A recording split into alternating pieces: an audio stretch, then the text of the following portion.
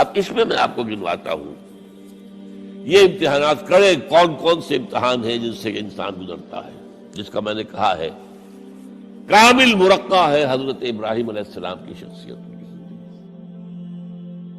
سب سے پہلا انسان کا امتحان جو ہے اس کے عقل کا، شعور کا، اس کے فہم کا، اس کی فطرت کا، اس کی جبلت کا، وہ کیا ہے؟ اس دنیا میں آنکھیں کھولنے کے بعد اللہ تعالی پر ایمان لاتا ہے یا نہیں؟ اللہ کو پہچانتا ہے کہ نہیں؟ میرا خالق کون؟ میرا مالک کون؟ میرا پیدا کرنے والا کون؟ کون میرا محبوب ہے؟ کون میرا مقصود ہے؟ کون میرا مطلوب ہے؟ کون میرا حاکم ہے؟ کون میرا آقا ہے؟ کون ہے قانون دینے والا؟ کون ہے ہدایت دینے والا؟ یہ پہچان لینا عقل و فطرت کا پہلا امتحان ہے جس سے انسان گزرتا ہے۔ اور ظاہر بات یہ امتحان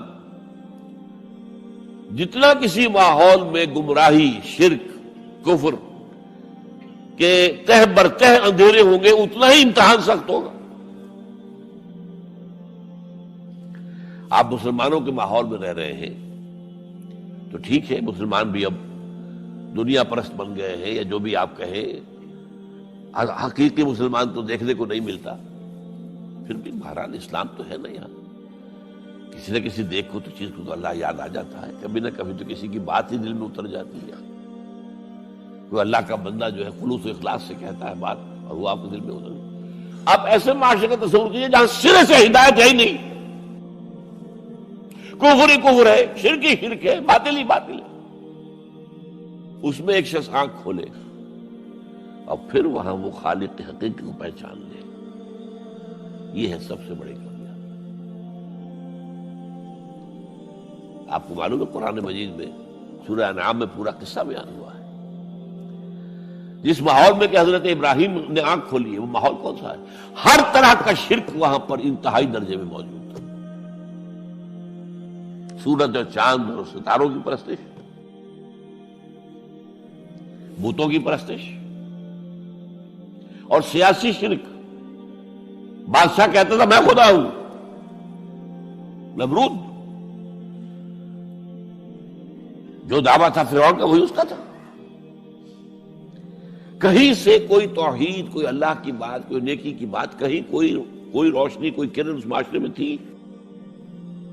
اس معاشرے میں خالص اللہ نے جو فطرت سلیم عطا کی تھی اور جو عقل سلیم عطا کیا تھا، اس کی روشنی میں سفر کرتے ہوئے ان تمام معبودوں کا انکار کر کے انی وجہت وجہی للذی فطر السماوات والارض حنیفا وانا من المشرکین، میں تمہارے ان معبودوں کو نہیں مانتا، میں ان کی نفی کرتا ہوں، ان سب کا باغی ہوں، یہ سب گمراہی ہے، میں نے اپنا رخ کر لیا ہے ہر طرف سے یکسو ہو کر اس ہستی کی طرف جو آسمان اور زمین کی خالق ہے، سورج کا بنانے والا۔ میں سورج کو نہیں پوچھتا، سورج کے بنانے والے کو پوچھتا ہوں۔ میں چاند کا پجاری نہیں ہوں، چاند کے خالق کا پجاری ہوں۔ یہ ستاروں کا میں پجاری نہیں ہوں، ستاروں کے پیدا کرنے والوں کا، کمالے کا میں پجاری ہوں۔ کائنات کا نہیں ہوں، کائنات کے خالق کا ہوں۔ انی وجہت وجہی للذی فطر السماوات والارض حنیفا وما انا من المشرکین۔ یہ پہلا امتحان ہے۔ دیکھیے اپنے اوپر قیاس نہ کیجیے، آپ جو اللہ نے پیدا کیا مسلمانوں کے گھر میں، آپ کے ایک کان میں پیدا ہوتے ہی اذان کہہ دی گئی، دوسرے میں اقامت کہہ دی گئی، آخر کہیں نہ کہیں تو کوئی اثر اس کا ہوتا ہوگا نا، تبھی تو، ورنہ یہ بے مقصد تو کام نہیں۔ اگر حضور سے مسنون ہے یہ، کیا پتہ ہمارے تحت الشعور کی کون سی ٹیپ جو ہے وہ اس وقت چل رہی ہو اور اس کے اوپر جو ہے یہ نقش ہو گئے، کچھ نہیں کہہ سکتے۔ لیکن وہاں جو کچھ بھی نہیں تھا، کفر ہی کفر، سیاسی شرک، مذہبی شرک، ستارہ پرستی کا شرک، بت پرستی کا شرک۔ اس میں ایک نوجوان سلیم الفطرت نوجوان، اس نے ان تمام سے رخ موڑ کر ایک اللہ کی ہستی کی طرف۔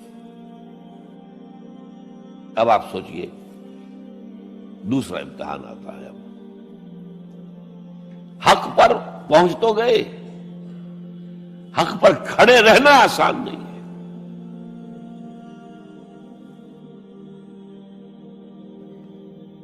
اس کے لیے امتحانات آئیں گے، آزمایا جائے گا۔ الف لام میم احسب الناس ان یترکوا ان یقولوا آمنا وهم لا یفتنون وَلَقَدْ فَتَنَّا الَّذِينَ مِن قَبْلِهِمْ فَلَيَعْلَمَنَّ اللَّهُ الَّذِينَ صَدَقُوا وَلَيَعْلَمَنَّ الْكَاذِبِينَ۔ ہم تو آزماتے ہیں، پھر تم نے کہہ تو دیا ربی اللہ، اچھا آپ دیکھتے ہیں تمہیں جانچیں گے، پرکھیں گے، امتحان دیں گے تمہارا۔ وہ امتحان کیا تھا؟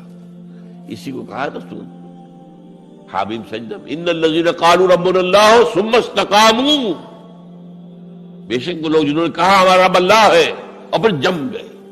یہ جم جانا جو ہے اس استقامت میں قیامت مضمن ہے۔ سب سے پہلے گھر میں جنگ ہوئی، باپ کہتا ہے ابراہیم کیا اراغب انت عن آلہتی یا ابراہیم،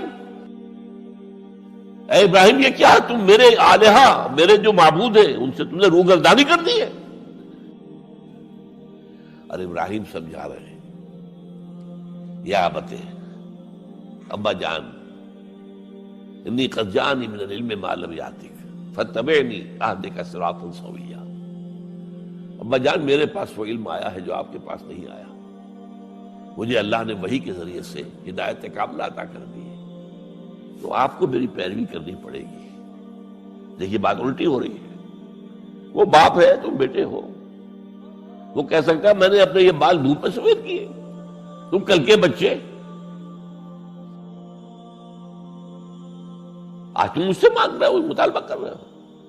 دلیل پہلے دے دی ہے، یا ابت انی قد جانی من العلم ما لم یاتک، وہ علم کا وہ شعبہ آپ کے پاس ہے ہی نہیں جو اللہ نے مجھے وحی کے ذریعے سے دے دیا، لہٰذا آپ کو میری پیروی کرنی ہوگی۔ یا ابت لا تعبد الشیطان، ابا جان دیکھیں شیطان کی پیروی نہ کیجیے، انہ کان للرحمن عصیا، وہ تو رحمان کا بڑا گنہگار تھا، سرکش تھا، باغی تھا۔ یا ابت انی اخاف ان یمسک عذاب من الرحمن فتکون للشیطان ولیا، ابا جان مجھے بڑا اندیشہ ہے کہ آپ کہیں اللہ کی نگاہ میں شیطان کے ساتھیوں میں شمار نہ ہو جائیں اور پھر آپ پر اللہ کا عذاب نہ آ جائے۔ لیکن جواب کیا دیا باپ نے؟ اراغب انت عن آلہتی یا ابراہیم لئن لم تنتہ لارجمنک واہجرنی ملیا، اے ابراہیم میرے آلہہ میرے معبودوں سے روگردانی کر رہا ہے، باز نہیں آؤ گے سنسار کر دوں گا، پتھر مار مار کے ہلاک کر دوں گا، اور نکل جاؤ، دفع ہو جاؤ میری نگاہوں کے سامنے سے۔ وہ فطرت سلیمہ کا حامل نوجوان کیا کہتا ہے؟ قال سلام علیک، اچھا ابا جان آپ پر سلامتی ہو، میں قال سلام علیک، میں جاتا ہوں، گھر چھوڑ کے جا رہا ہوں، لیکن میں اپنے رب سے آپ کے لیے دعا کروں گا کہ وہ آپ کو ہدایت دے، وہ مجھ پر بڑا مہربان ہے، مجھے امید ہے کہ وہ میری اس دعا کو رد نہیں کرے۔ اب اس سے آگے بات بڑھی، ابراہیم سوچتے ہیں کہ ان لوگوں کے اوپر کوئی تیشہ زوردار مارنا ہوگا، یہ جاگنے کو تیار نہیں ہے۔ میں ان سے کہتا ہوں تو ہاں کہتے ہیں، ہاں ٹھیک تو کہہ رہے ہو تم، لیکن نہیں بھائی یہ ہمارے آباء و اجداد کا دین ہے، اس پہ چلے آ رہے ہیں، کیسے چھوڑ دیں ہم؟ بات تو تمہاری ٹھیک لگتی ہے ابراہیم، تم بات تو صحیح کر رہے ہو، لیکن سورہ عنکبوت میں فرمایا مودۃ بینکم فی الحیاۃ الدنیا، حضرت ابراہیم نے کہا تم اپنے دنیا کی زندگی کی محبتوں کی وجہ سے جکڑے ہوئے ہو، ورنہ تمہیں معلوم ہے میں نے کھول دیا تم پر کہ یہ سب بکواس ہے، یہ تمہارے عقائد جو ہیں بے بنیاد ہے، لیکن دنیاوی محبتیں یہ تعلق جو ہے تمہیں کھڑا کیے ہوئے ہیں۔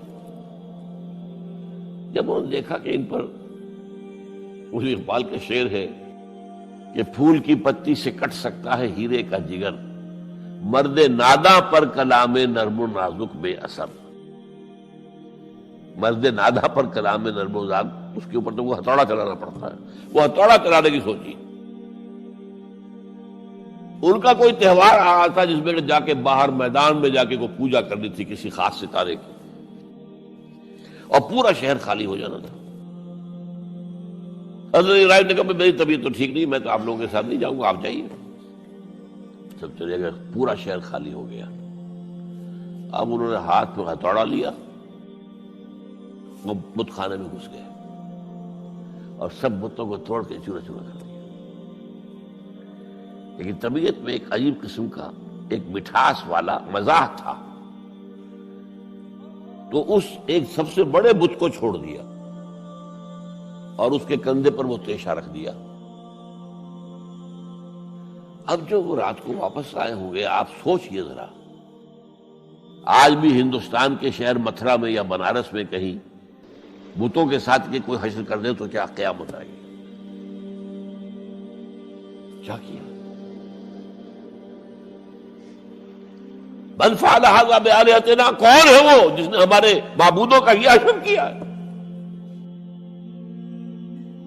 بہت کچھ کر کے کچھ لوگ، ہاں ہم سنتے تھے ایک نوجوان جو ہے وہ کچھ ان کا ذکر کیا کرتا تھا ان بتوں کا کہ ان میں کچھ نہیں ہے، کچھ نہیں ہے، کچھ باغیانہ خیالات کا اظہار کیا کرتا تھا وہ ابراہیم۔ بلاؤ، حاضر کیا گیا۔ یا ابراہیم انت فعلت ھذا، کیا اب تم نے کیا؟ مجھے کیا پوچھتے، اس بڑے بت سے پوچھو، اس سے پوچھو، بھائی سارے ٹوٹے ہوئے، یہ سالم کھڑا ہے۔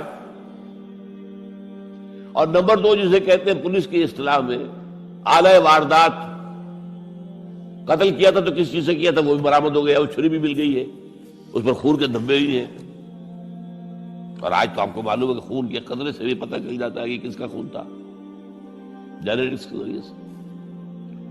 تو اس نے کیا ہوگا کہ ابراہیم وقل کے ناخن لو، ان سے پوچھے، یہ بات کرتے کوئی؟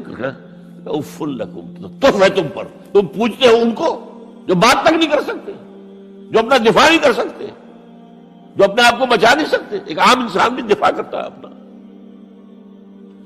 فرجعوا الی انفسہم، اب انہوں نے اپنے اندر دلوں کی طرف دھیان کر کے سوچا کہ واقعی ابراہیم صحیح کہتا ہے، لیکن پھر لوٹے، پھر وہ عصبیت، پھر وہ آباء و اجداد کے ساتھ تعلق، پھر وہ معاشرتی نظام۔ انہوں نے کہا بس اس کو قتل کرو، اس کو ختم کر دو۔ یہ اس کو فیس کرنا، آپ سوچ لیجیے یہ کتنے بڑے امتحان کی بات تھی، کتنے بڑے جگر کی بات تھی۔ اچھا چونکہ وہاں نظام بھی تھا، بادشاہ کے دربار میں حاضری ہو گئی۔ ابراہیم ہم نے سنا تم ہمارے سوا کسی کو خدا مانتے ہو؟ جی ہاں، کون ہے وہ خدا؟ فرمایا میرا رب وہ ہے جو زندہ رکھتا ہے اور مارتا ہے، ربی الذی یحیی و یمیت، قال انا احیی و امیت، میں بھی زندہ رکھتا ہوں اور مارتا ہوں۔ فوراً جو ہے حکم دیا، جیل خانے سے 2 قیدیوں کو بلایا، ایک کی گردن اسی وقت مار دی، دیکھو میں نے مروا دیا کہ نہیں، ہے نہیں میرے پاس اختیار، اور ایک کا جان اسے چھوڑ دی، تو میں خدا ہوا کہ نہیں؟ حضرت ابراہیم نے سمجھ لیا کہ اب یہ جس قسم کی کج بحثی میں آ گیا ہے، یہاں بھی کوئی ہتھوڑا چلانا پڑے گا۔ فرمایا فإن اللہ یاتی بالشمس من المشرق فأت بہا من المغرب، میرا رب وہ ہے جو مشرق سے نکالتا ہے سورج کو، تم خدا ہو تو ذرا مغرب سے نکال کے دکھاؤ۔ فبہت الذی کفر، تو وہ جو کافر تھا مبہوت ہو کر اب کیا کہ آئیں بائیں شائیں، فبہت الذی کفر۔ لیکن میں یہاں پہ جو زور دے رہا ہوں، آپ اس ہمت، اس قوت ارادی کا اندازہ کیجئے کہ جو ایک بڑے زبردست بادشاہ کے میں سامنے کھڑے ہو کر یہ بات کر رہا ہے، اور ڈٹ کر کر رہا ہے، آنکھوں میں آنکھیں ڈال کر رہا ہے۔ ان الذین قالوا ربنا اللہ ثم استقاموا تتنزل علیہم الملائکۃ الا تخافوا ولا تحزنوا وابشروا بالجنۃ التی کنتم توعدون. یہ کیفیت. تو پہلا امتحان تو ہے ان مادی غلافوں میں لپٹے ہوئے ہونے کے باوجود حق کو پہچان لینا. اس مادی کائنات میں گم نہ ہو جانا، اس سے ماورا، اس سے بلندتر ہو کر اس ہستی کو پہچاننا جس نے اس کو پیدا کیا. انی وجہت وجہی للذی فطر السماوات والارض حنیفا وما انا من المشرکین. پھر اس پر قائم رہنا اور بڑے سے بڑا رزق لینا. آپ نے گھر سے نکال دیا، ٹھیک ہے چل جا رہا ہوں. قال السلام علیک ساستغفر لک ربی انہ کان بی حفیہ. موت کو فیس کیا ہے تو اس طرح کیا ہے. کیسا جواب دیا ہو کیسا. میں نے کہا ایک مذاق کا انداز تھا ان کے عمل میں کہ اس سے پوچھو. ایک صحیح سالم کھڑا باقی ٹوٹے ہوئے تو کرنے والا یہ سرکمسٹانشل ایویڈنس کیا ہوتا ہو. آج بھی آپ کے ہاں مقدمات کے اندر ایک سرکمسٹانشل ایویڈنس بھی تو ہوتا ہے نا. حالات قرائن کی کیا گواہی ہے. تو وہ سالم میں باقی سب ٹوٹے ہوئے. دوسرے یہ کہ آلہ جو ہے اس کے پاس سے برآمد ہو رہا ہے، اس کے کندھے پر رکھا ہوا. اور پھر یہ کہ بادشاہ کے دربار میں جا کر جس طرح اس نے انکار کیا ہے اس کی خدائی کا. وہ کہا ٹھیک ہے اس کو تو اب زندہ آگ میں ڈالو اور یہ گر جا، ختم کر دو، بسم کر دو. اچھا اس کے لیے تیاریاں کی گئی ہیں. سورہ صافات میں اس کا ذکر موجود ہے. تو اب حضرت ابراہیم دیکھ رہے ہیں کہ میرے لیے آگ کا الاؤ تیار ہو رہا ہے بہت بڑا. ایک اوپر مچان بنائی گئی ہے جہاں سے کہ ان کو پھینکنا ہے آگ میں. سب ہو رہا ہے. وہ سب یہ کس لیے کر رہے تھے؟ یہ نوجوان پہ ہوش ٹھکانے آ جائیں گے جب آگ دیکھے گا سامنے. ابھی تو کوئی آیا نہیں نا امتحان اس پر. اسی لیے قرآن میں آیا ہے کہ ہم نے ان کو ناکام کر دیا جنہوں نے کہ یہ آزمائش ڈالی تھی. حضرت ابراہیم کود گئے. اقبال کہتا ہے بے خطر کود پڑا آتش نمرود میں عشق، عقل ہے محو تماشائے لبے بام ابھی. دیکھیے یہ دو عقلیں ہیں، یہ سمجھ لیجیے. ایک عقل وہ ہے جو پہچان لے، ایک عقل وہ ہے جو آگے چلنے سے روکے. دیکھو جواب ٹھیک نہیں تمہارا، کیا کر رہے ہو؟ اپنی جان سے کھیل رہے ہو، جان سے چلے جاؤ گے. تو عقل جو ہے ایک معنی میں وہ حقیقت کو پہچاننے میں مددگار ہے، اگرچہ منزل تک نہیں پہنچا سکتی. گزر جا عقل سے آگے کہ یہ نور چراغ راہ ہے، منزل نہیں ہے. پاس چراغ رکھا ہے تو روشنی تو ہو جائے گی نا، کچھ نہ کچھ دکھا دے گی. بس یہ چراغ راہ ہے، یہ آخری منزل تک عقل نہیں پہچان سکتی. یہ تو فطرت انسانی ہے، قلب ہے، روح انسانی ہے، وہ پہچانتی ہے. اور عقل گو آستان سے دور نہیں، اس کی قسمت میں پر حضور نہیں، حاضری نہیں ہوتی وہاں. اللہ تک پہنچانے والی شے عشق ہے، اللہ کی محبت ہے. آگے چلنے سے تو عقل روکتی. عقل کا لفظ جو ہے وہ اس سے پہلے یقیناً کئی مرتبہ میں نے یہاں پہ بیان کیا ہوگا. عقل کے معنی ہے روکنے والی. یہ جو سعودیز جو ہے وہ اپنے سروں کے اوپر ایک باندھتے ہیں، کوئی سنہرے رنگ کا ہوتا ہے، کچھ ہوتا ہے اس رومال کے اوپر. اس کو اقال کہتے ہیں، اقال. یہ ان کی پرانی بدویانہ، جب ان کو کھانے پینے کو بھی نہیں ملتا تھا، بھوکے پیاسے ننگے پاؤں ننگے بدن رہتے تھے، اس وقت ایک رواج ہے. ان کی ساری زندگی جو ہے گھومتی تھی اونٹ کے گرد. اونٹی کا گوشت کھا لینا ہے، اونٹی کا دودھ پی لینا ہے، اونٹ کے اوپر سواری کر لینی ہے، اونٹ کی کھال سے جو ہے وہ خیمے بنا لینے ہیں، اونٹ کے بالوں سے اپنے لیے کوئی کمبل بنا. اونٹ ہی اونٹ تھا. جیسے ہمارے یہاں پنجاب میں جن علاقوں کو کہا جاتا ہے جو جانگلی علاقہ، وہ بھینس ہی بھینس تھی، بھینس کا کلچر تھا وہاں. بھینس کا دودھ پی لیا، بھینس کے مکھن سے کھا لیا، لسی سے نہا لیے، اور یہ ساری چیزیں جو ہے بھینس کا گوشت کھا لیا. بھینس ہی بھینس تھی. اور کیا تھا؟ یہ مج کلچر تھا یہاں کا سارا، یہ جو آپ کے ہاں جانگلی کہلاتے ہیں، یہ تو آباد کار آئے ہیں جلندھر سے، ہوشیارپور سے، گرداسپور سے، وہ آباد کاروں نے آ کے پھر یہاں پر جو ہے وہ ساری چیزیں بتائی ہیں، ورنہ یار کس کو جانتے، گڑ کی نہیں جانتے، گڑ کس بلا کا نام نہیں جانتے، چینی تو بہت دور کی بات ہے، گڑ نہیں جانتے۔ تو ان کا یار کیا معاملہ تھا، اونٹ ہے، اب اونٹ کا یہ ہے کہ جب بدو سواری کر کے جا رہا ہے، ایک جگہ پر اترا ہے، کچھ اسے پیشاب کرنا ہے، کچھ اور کرنا ہے، اب اس خطرے سے کہ کہیں اونٹ بھاگ نہ جائے، اس کے ایک گھٹنے کو ایک رسی سے باندھ دیتا تھا، اب 3 پاؤں رہ گئے، 3 پاؤں سے اچک تو سکتا ہے، وہ بھاگ تو نہیں سکتا، تو اچک کر وہ اگر کہیں آس پاس درخت ہے، کیکر کا درخت ہے، وہ ناشتہ کچھ کر لے، کھانے کی کوئی حرج نہیں ہے، یہ بھاگے نا۔ تو وہ جو رسی جس سے اونٹ باندھتے تھے، اس کا گھٹنا، وہ اب کیا ہوا، اسے جانا ہے سفر پر دوبارہ، وہ جائے گا، وہ رسی وہاں سے کھول کے سر پہ باندھ لے گا، کاٹ کے رسی کو، یہ اقال۔ اب وہ سنہری بھی ہوتے ہیں، کیا کیا خوبصورت ہوتے ہیں، لاکھوں روپے کا ہوتا ہے، لیکن تہذیبی پس منظر اس کا یہ ہے۔ اب ظاہر بات ہے کہ وہ تو لوگ، اس لیے حدیث میں یہ لفظ آیا ہے، ایک مرتبہ حضور مسجد نبی میں تشریف فرماتے، باہر کوئی بدو آئے صحابی باہر سے، اور انہوں نے اپنے اونٹ کا یا اونٹنی کا گھٹنا نہیں باندھا، اسے ویسے ہی چھوڑ کے اندر آ گئے۔ حضور نے فرمایا تم نے اس کا گھٹنا کیوں نہیں باندھا؟ جواب دیا میں نے اللہ پر توکل کیا۔ فرمایا غلط، اعقلھا ثم توکل، پہلے اس کا گھٹنا باندھو پھر توکل کرو۔ وسائل کا استعمال ترک کر دینا توکل نہیں ہے۔ ہاں یہ سمجھو کہ وسائل کے ذریعے سے نہیں ہوگا، جو بھی کچھ ہوگا اللہ کی کیے سے ہوگا، لیکن وسائل کا استعمال تو کرنا ہے، وہ توکل اسلام میں نہیں ہے جو رہبانیت کا توکل ہے۔ بہرحال تو یہ اب جو ہے عقل جو ہے، اب اس وقت جو کہ بے خطر کود پڑا آتش نمرود میں عشق، عقل ہے محو تماشائے لبے بام، ابھی عقل تو وہیں پر کھڑی ہوئی سوچ رہی ہے کودنا چاہیے کہ نہیں کودنا چاہیے، اور ابراہیم کود بھی چکا۔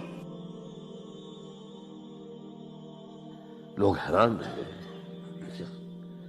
لیکن اللہ نے اس آگ کو گل و گلزار بنا دیا۔ قلنا یا نار کونی بردن وسلام علی ابراہیم۔ اب آیا چوتھا امتحان کہہ لیجیے اس کو، یہ رسولوں کے باب میں اللہ کا قاعدہ ہے، اس قوم کی طرف کسی رسول کو بھیجیں، اگر وہ قتل کرنے پر آمادہ ہو جائے رسول کو، تو پھر وہاں سے ہجرت کی اجازت ہوتی ہے۔ جیسے حضور جب دارالندوہ میں فیصلہ ہو گیا کہ اب قتل کر دو محمد کو صلی اللہ علیہ وسلم، اس سے پہلے یہ اندیشہ تھا جب تک کہ ابو طالب زندہ تھے کہ چچا سپورٹ پر ہے ابو طالب، اب بنو ہاشم کا وہ سردار ہے، تو یہ ہماری جو ہے ان فائٹنگ ہو جائے گی، ٹرائبل، انٹر ٹرائبل یا انٹرا ٹرائبل کہنا چاہیے، کہ قریش کے اندر ہی آپس میں جب ہم لڑ پڑیں گے تو ہماری جو دھاک بیٹھی ہوئی ہے پورے عرب میں وہ تو ختم ہو جائے گی۔ A house divided amongst itself can understand۔ یہ وہ چیز تھی جو ابھی تک ان کے ہاتھ روکے ہوئے تھی۔ اب ابو طالب مر گئے، اب جو سردار ہے بنو ہاشم کا وہ ابو لہب ہے، وہ حضور کا سب سے بڑا دشمن ہے،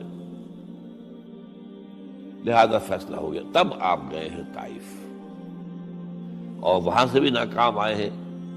اس کے بعد یہ ہے کہ باقی سب صحابہ کو آپ نے اجازت دے دی چلے جاؤ مدینے، لیکن ابھی آپ منتظر رہے جب تک کہ ایکسپریس پرمیشن نہ آئے، رسول اپنی جگہ چھوڑ نہیں سکتا۔ بہرحال یہ ایک علیحدہ معاملہ ہے کہ اس میں تھوڑی سی خطا ہو گئی تھی حضرت یونس علیہ السلام کے ساتھ، کہ وہ اپنی قوم کے اس رویے سے دل برداشتہ ہو کر غصے کے اندر بھرے ہوئے، یہ ماننے والے نہیں، ناہنجار لوگ چھوڑ کر چلے گئے، اگرچہ اللہ کی اجازت ابھی نہیں آئی تھی۔ یہی وجہ ہے اللہ نے انہیں سزا دی، مچھلی کے پیٹ میں رہے، وہاں وہ استغفار کرتے رہے، لا الہ الا انت سبحانک انی کنت من الظالمین۔ پھر اس ویل مچھلی نے اگل دیا ان کو اور ساحل کے اوپر رہے، اس کا پورا ذکر ہے قرآن مجید میں۔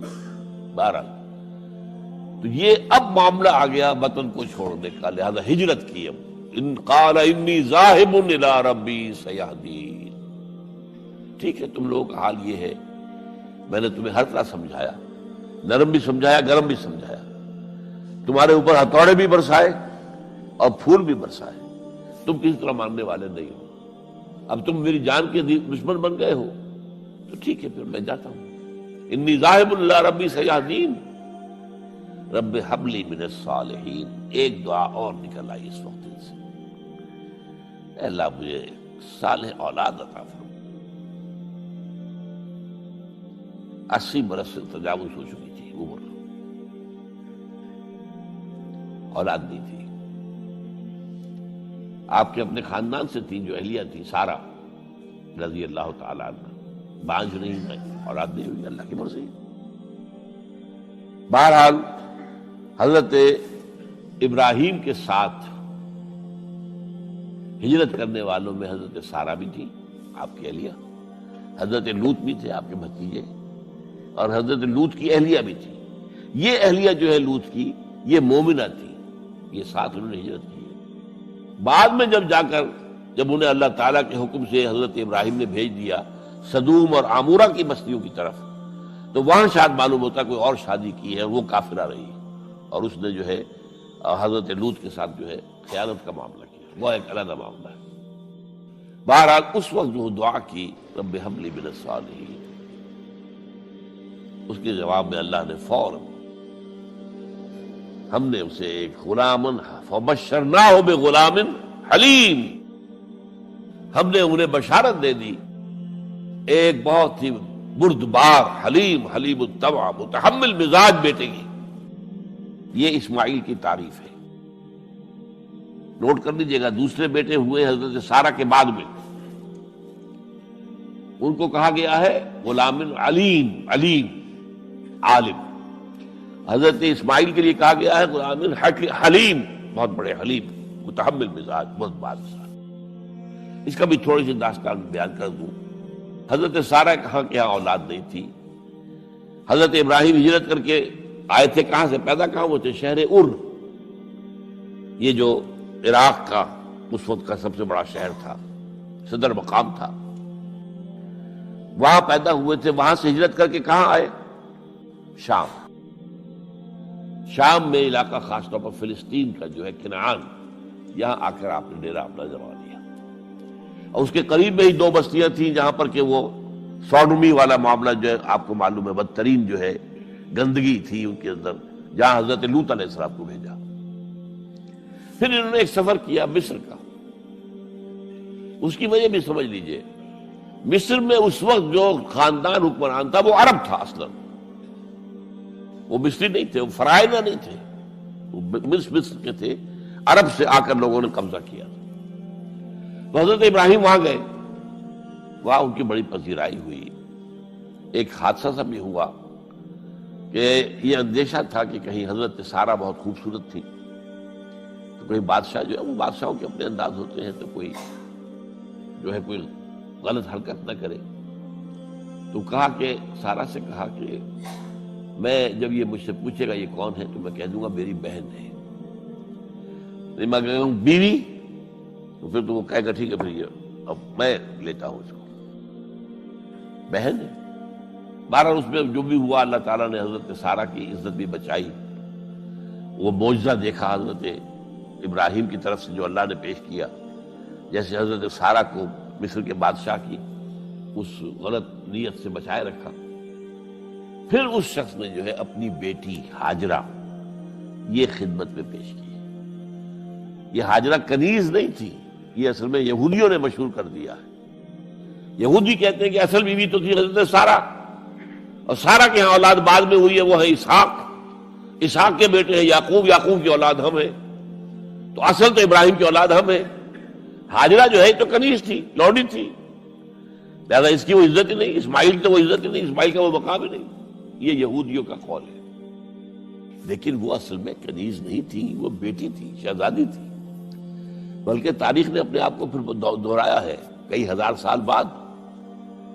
حضور نے صلح حدیبیہ کے بعد جب خطوط لکھے ہیں دعوتی بادشاہوں کے نام، شہنشاہ ایران، شہنشاہ روم، مقوقس مصر، نجاشی حبشہ، خطوط لکھے، تو مقوقس جو ایک طرح کا بادشاہ تھا، پیٹریارک تھا، جو الیگزینڈریا کا، اس نے اکرام کیا حضور کے جو سفیر تھا، ان کا بڑی عزت کی، احترام کیا، اور پھر حضور کی خدمت میں 2 جو ہے خواتین کو بھی بھیجا، اب اس زمانے میں یہی رواج دنیا کے اندر چلتے تھے.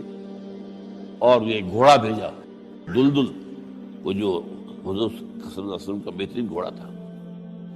تو انہی میں سے ایک کنیز جو ہے ان سے حضور نے نکاح کیا، ماریہ قبطیہ. اور ماریہ قبطیہ سے اللہ نے اولاد دی حضور کو عمر کے آخری درجے میں. حضرت ابراہیم نام رکھا ان کا. نوٹ کیجیے، سائیکل مکمل ہو رہا ہے.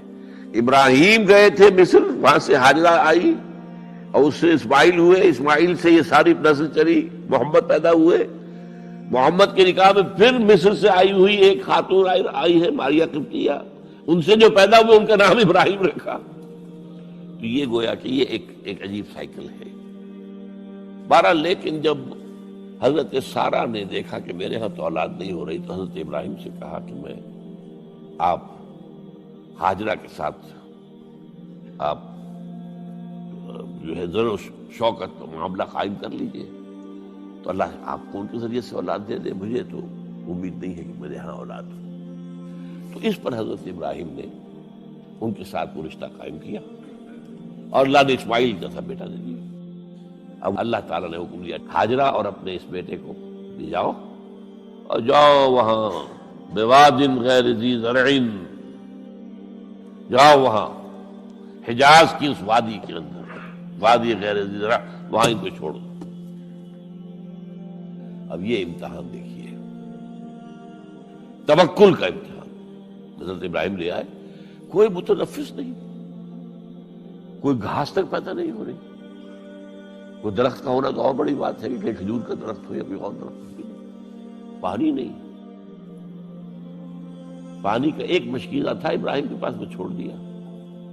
کچھ کھجوریں تھیں وہ دے دی اور چلے. حاجرہ پوچھتی ہمیں کس کے پاس سارے چھوڑ کے جا رہے ہیں؟ کہنے لگے اللہ کے. یہ ہے توکل، اللہ کا حکم ہے. دعائیں مانگ مانگ کر رب حب لی من الصالحین فبشرناہ بغلام حلیم.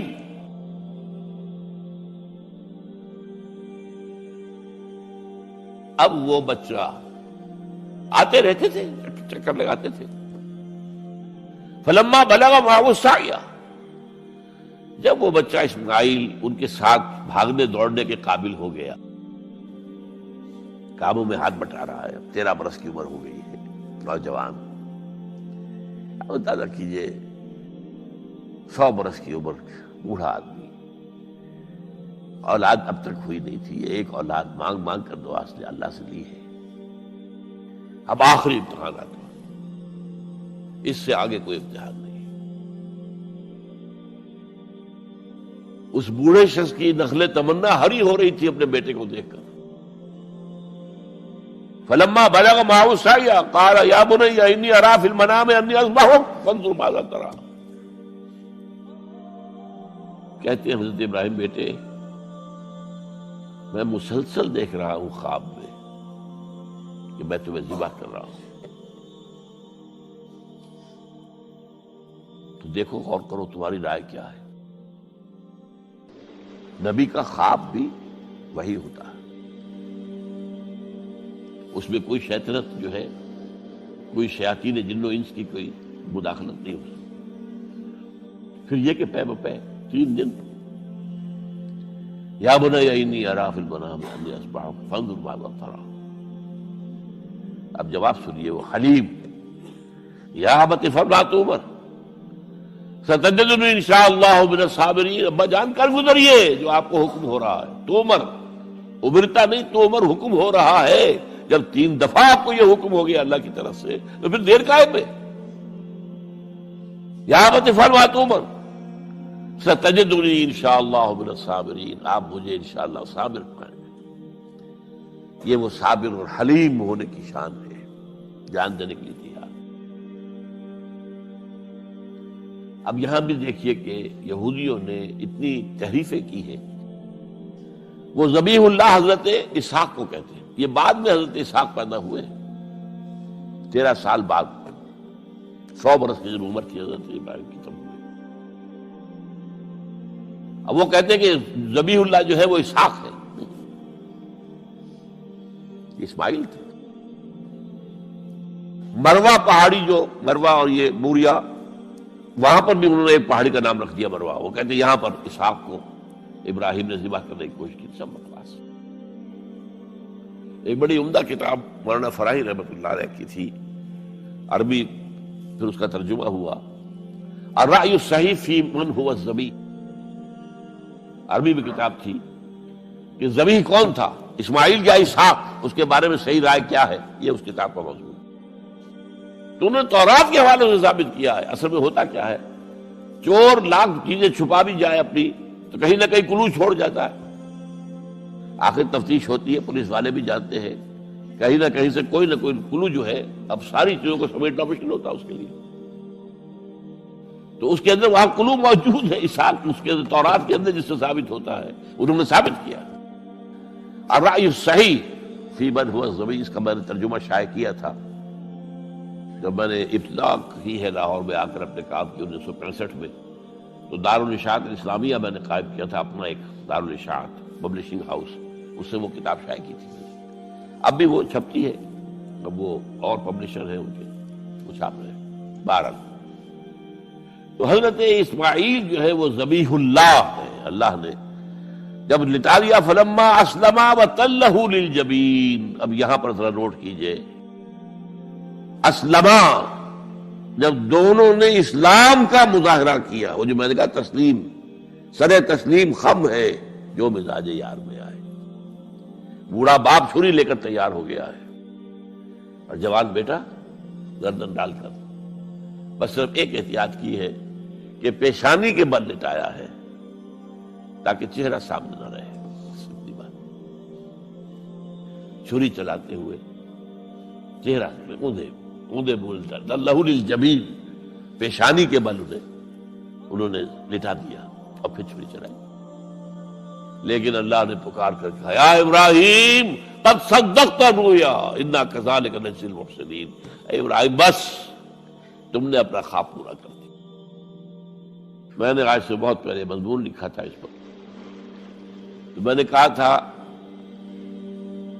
جس کا امتحان لیا جا رہا تھا وہ فیل نہیں ہوا، ممتحن کو بس کرنی پڑی، اللہ کو بس بس بس۔ ان ھذا لہو البلاء المبین۔ اے ابراہیم واقعتاً یہ بہت بڑی آزمائش تھی، اس میں تم پورے اتر جائے گا۔ یہ میں نے آپ کے سامنے زندگی کا جو پورا ایک نقشہ ہے ابراہیم کا، ہر قدم پر امتحان، ہر قدم پر امتحان، ایک سے ایک کڑا امتحان، ایک سے ایک بڑا امتحان، اور آخری امتحان یہ تھا، ان ھذا لہو البلاء المبین۔ جب ممتحن یہ کہتے بھائی بات تم بہت مشکل، پرچہ واقعی میں نے بہت مشکل سیٹ کیا تھا، کمال ہے تم نے بہت عمدہ حل کیا، تو اس سے بڑی شاباش کیا ہوگی۔ لیکن اس کے ساتھ یہ ہے کہ اب اگلا موضوع آ رہا ہے میرا، جہاں تک تو معاملہ آ گیا، یہ قربانی جو ہے اس کو پھر ہمیشہ کے لیے اب سنت ابراہیم کے طور پر جا باقی رکھا گیا۔ عین اس وقت جنت سے ایک میڑا ان کی جگہ آ گیا۔ حضرت اسماعیل کو کوئی قدم نہیں پہنچی، کچھ بھی نہیں، میڑا ذبح ہو گیا۔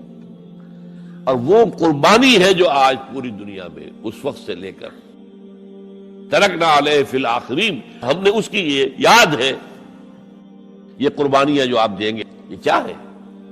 حضور سے پوچھا گیا ما ھذہ الاضاحی یا رسول اللہ، اے اللہ کے رسول، یہ اضاحی کیا ہے، یہ کیا ہے، یہ جو ہم قربانیاں دیتے ہیں کیا ہے؟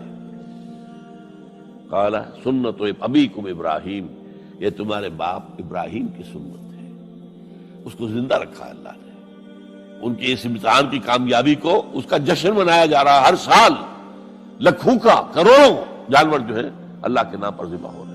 میں جب آواز دیتا ہوں وہ کہتے آ رہا ہوں میں جب آواز دیتا ہوں وہ کہتے آ رہا ہوں میں، یہی میرا تعارف ہے گدائے مصطفیٰ